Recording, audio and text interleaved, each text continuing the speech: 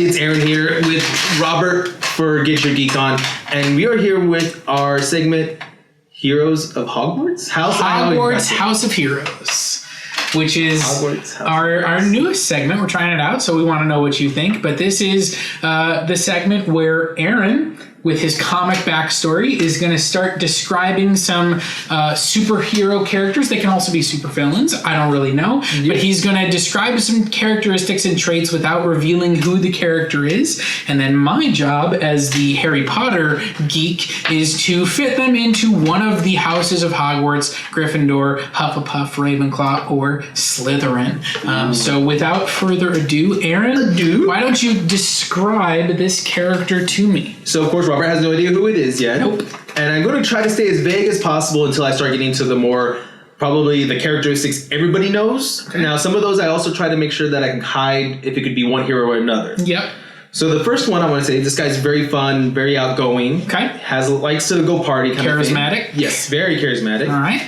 Let me see. He's highly intelligent. So he is very much the person you could throw in the room, and he's going to make sure he's the smartest person in the room. Okay. The other side of him is he does have, I'll say, almost PTSD. He has a lot of issues he's dealing with on a personal level. Okay. And feels very responsible for a lot of things that happens in life and to himself and to other people. Yep. He holds that, I guess, that mantle of responsibility essentially to himself and holds that very close to him. He is a loner, so he does like working alone, but has been known to work with teams and, can go on that team adventure kind of stuff. Now, if he takes charge or if he doesn't take charge, that's depending on the people around him. Sometimes he can butt heads with certain people and know, like, okay, well, I think I should be in charge, but other times he knows to maybe back off a little bit and let someone else take the reins and lead the team. Let me see what's over here. Well, so I want to ask you a question. Yeah. So you said that he's very intelligent. Yes. So is intelligence like one of his defining characteristics? Like he is always trying to learn something new and apply that. He's always like maybe approaching the world from a viewpoint where knowledge is the most important, or is that kind of just it supports everything else that he does? That is a very good question.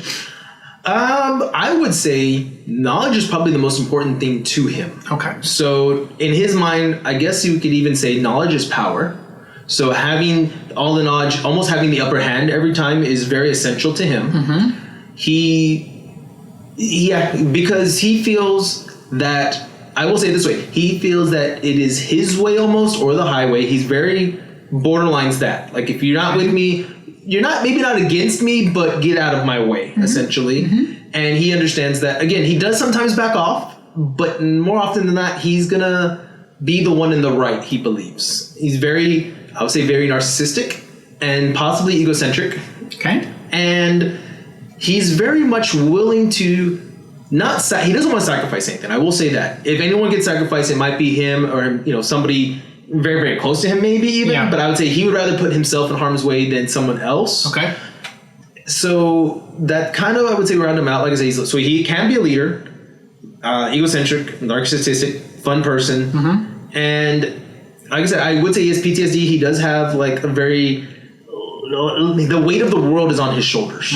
So he's very much like, I gotta do this because I know better. I can handle it. I can take it.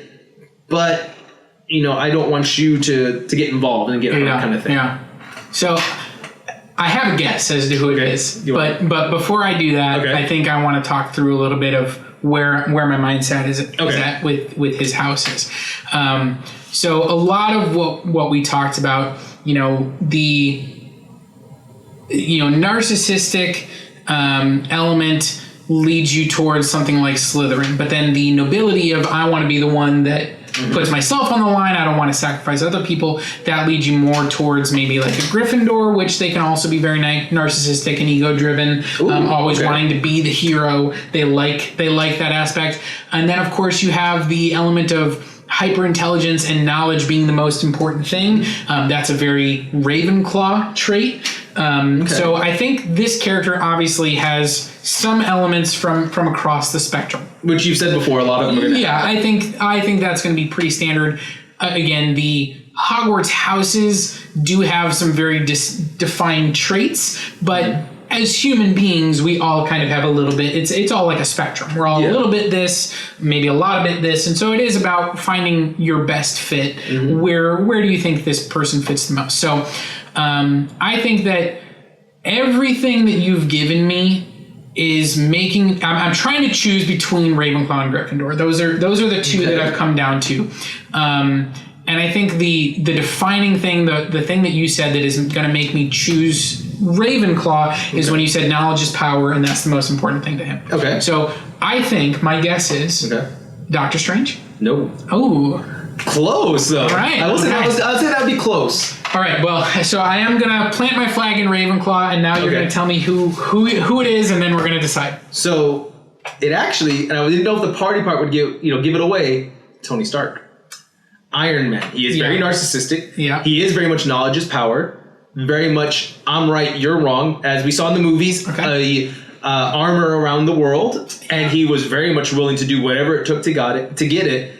And he is willing to sacrifice himself. He did show that in the movies. He showed it. Yeah. In the comics, we see it with his 100 ideas. That was in the comic version of the armor around the earth, the kind of thing. He thought of 100 ideas to help make the world better. And I'm right, all of y'all wrong. Him and Mr. Fantastic kind of made this whole thing up. Yeah. So, a lot of, again, knowledge is power for him. He'll go sit there and read a book and then, be a nuclear physicist by the end of the day. So this is interesting. So now that I have the knowledge of Tony Stark in my brain, Gryffindor is out the window.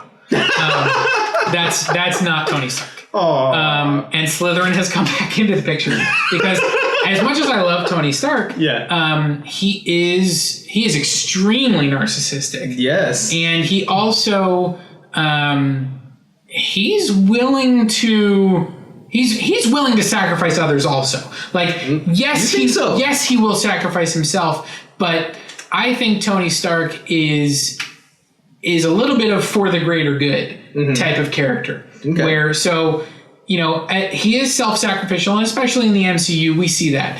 Even from the very first movie in Iron Man, when he tells Pepper Potts to flip the switches, and she's like, "But you'll die." He's like, "The most important thing is taking care of this, and if that means I die, I will." So in that movie, he's willing to sacrifice himself. In Avengers, he's willing to sacrifice himself. In Iron Man 3, he's willing to sacrifice himself. And obviously, when we get to Avengers Endgame, he does sacrifice himself. So he does have that, but I think he also, you look at his early scenes in Endgame where he's unwilling to sacrifice his family. And he, it makes it very clear that we cannot lose what we have. And that's a personal, selfish choice. That's that narcissistic side. And so I do think that he's gonna be a mix between Slytherin and Ravenclaw, and I don't know that I would say that knowledge is the most important thing to him.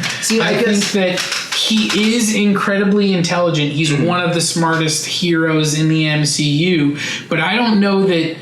I think he views that as a badge, but I don't know that he says that having the most knowledge is the most important thing, or learning, like even learning from his mistakes, I don't think is the most important thing to him. I think he's always willing. So the knowledge that it's Tony Stark makes me want to say Slytherin. Okay, I can kind of see that. I mean, the thing is, I guess I get where you're coming from. I still think Tony's all about knowledge. That's just what I believe, but I also make some of the comic book side in it because again, he goes to Reed Richards for help. He goes to other, because I think he's like one or two is the smartest, and it's like between him and Reed, they're the top two. So it's like, I need something, Reed, come over here because your mind's as good as mine. And like Peter Parker, who's like think like the 10th smartest, and a couple other ones who are up there, he's kind of like, get the hell away. Like I'm the smartest guy in the room, so go away. Yeah. But again, we don't see that in movies as much. It does come up a little bit. He hasn't really had to bounce off of anyone. Like we didn't even get a scene of like him and Shuri. which like that would have been great to have that, but he's off in the space battle, and Shuri's down on Earth in Wakanda. Exactly. Reed Richards obviously has not made his appearance in this universe yet, so we haven't really had him bounce off of anyone. The closest was Bruce in Avengers. Bruce Banner. Yeah. And we do get kind of their interplay, and I like that. But again, I view, like, to him, at least what I see is I view knowledge to him as just a badge that, yes, I'm the smartest guy in the room, but the narcissism about being the smartest man is more important than actually having the knowledge. I can see that. And so that's where, again, I think Tony Stark is a Slytherin. That doesn't mean he's not a hero. Yeah. Again, Slytherins are not villains. They're not bad guys. No. I think that just what drives him and what motivates him and what turns him into a character and a character that we all love, I think are some of those very Slytherin traits, is that, he is a heroic character, but as we've had the conversation before, I think he's willing to be, the villain. And you look at, like, Age of Ultron especially. The suit of armor around the world, he has that good intention. He has, this is what I want to do, is I want to protect people. But he doesn't, like, he'll make the choice. He doesn't involve the rest of the Avengers. True. He kind of, even Bruce doesn't really know everything that he's doing. Yeah. And he's doing those things in secret. In the first Avengers, he's not Captain America asking Nick Fury, dumping a Hydra weapon on his desk and saying, what the heck is going on here? He's planting a bug into, so he's going around things. He's doing whatever it takes. And so although he is going to be the ultimate, that's his character arc, that's where he comes to conclusion, is that he has to make the ultimate sacrifice. And he is willing to do that, and we've set those seeds from all the way in the first movie that he is willing to make the sacrifice. I do think that his overriding characteristic, and they touch on this in the first Avengers movie, and I love it, is when Captain America calls him out and says, you're not the guy to make the sacrifice play, the guy that will lay on the wire, and he says, well, I'll just find a way to cut the wire. Yeah, I just simply cut the wire. So that is the Tony Stark mindset, that until he absolutely has to, he's not going to make the sacrifice play. He's going to, do the other things, and he is going to be, again, the narcissist. He's going to be the jerk. He's going to be the asshole, language. But I do think that, again, he's got a lot of Ravenclaw qualities. Yeah. But I would say that Slytherin is where I would put him, knowing who it is. So without the knowledge that it was Tony Stark, based on what you gave me, I ended up in Ravenclaw. But now I think retroactive, now that I know it's Tony, I think he's a Slytherin. And I kind of agree. I don't know a lot about him, but I like either choice, honestly. I think he could fall in those. And like you've told me several times, you can be in you have characteristics from multiple houses. So who knows? And I want to say, let us know what you think below and who you think he should belong to. Which house? Is Tony a Ravenclaw? Is he a Slytherin? Maybe you think he is a Gryffindor, and I'm totally wrong. And maybe you're like, nah, he's a Hufflepuff, bro. I'm going to come at you in the comments if you say he's a Hufflepuff. I want someone to say Hufflepuff now, just so I can see what y'all talk about. If you do say a different house, let us know why too, because I'm curious. What made you go to those? Robert has his way of looking at it. Did I describe Iron Man right to you? If you're a comic book fan or a movie fan, let us know if that was a accurate description of him, because I agree, he is very narcissistic. In my book, he's more about knowledge, but again, we didn't see that in the movie universe, and I know you didn't read the comics as much. I think it's the way he uses his knowledge that puts him in Slytherin rather than Ravenclaw. That would make sense. That's the only thing. And that's not to say that Ravenclaws can't also use their knowledge for evil things, because they sometimes do. Yeah. And, like Ravenclaws, the pursuit of knowledge comes before anything else, and they will sometimes, to me, this is the difference. Yeah. So Tony was driven to create artificial intelligence, Ultron, because he wanted to protect the world. And it was also from a little bit of a selfish, he didn't want to necessarily be Iron Man anymore. He wanted to, they have that whole argument on the farm, so that we can stop the fight. Isn't that the whole point? So there's a selfish aspect there. A Ravenclaw would want to create Ultron and artificial intelligence because they would want to create artificial intelligence and consequences be damned. Like they would not care what the result of that is. It's about creating the artificial intelligence. It's just to have that badge of I did that. Yeah, you destroyed half the world. It's not just that. It's about like I was able to take knowledge to the next level. I was, it's the Jurassic Park. I'm gonna stand on the shoulders of giants and take the next step. Yeah. That's a little bit of a Ravenclaw thing, and that makes sense. Then. And so that's where again I think that Tony's driven to create and do his tinkering and his all of those things. He's driven by a purpose beyond just knowledge. Yeah. It's about saving people, saving the world. It's about those things, and that's what takes him out of Ravenclaw territory. That makes sense. I can see that. Well, like we said, let us know below what you think, where Tony should go. Did we describe him well enough? Could there have been, what else do you think Tony has? What trait did I miss maybe that you think, oh, this would have put him in this one if Aaron would have said that? So let us know what you think below. Remember, for Get Your Geek On, all week we do videos, so hopefully you checked out some of the other ones or check out the ones that we haven't come out with yet. And as always, guys, stay geeky and get your geek on. Bye.